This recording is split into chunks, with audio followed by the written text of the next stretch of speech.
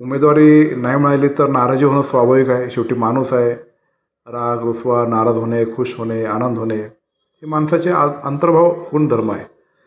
पण त्यांनी पक्ष शिस्त मोडली नाही पाहिजे आणि इतर पक्षाकडे जाऊन पक्षाला जर डॅमेज करण्याचा जे प्रयत्न करत असतील तर त्यांना पुन्हा पक्षामध्ये कुठल्याच प्रकारचा थारा दिला जाणार नाही.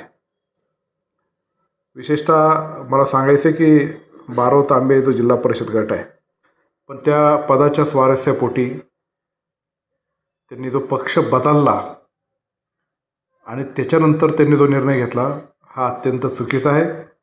तो राष्ट्रवादी काँग्रेस पक्षाला मान्य नाही.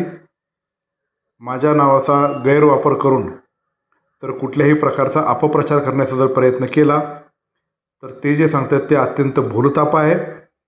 आपला चिन्ह त्या बारव तांबे गटामध्ये हे घड्याळ आहे आणि घड्याळाच्याच पाठीमागं राष्ट्रवादी काँग्रेस पक्षाच्या प्रत्येक घटकाने उभं राहिलं पाहिजे. हीच माझी विनंती आहे.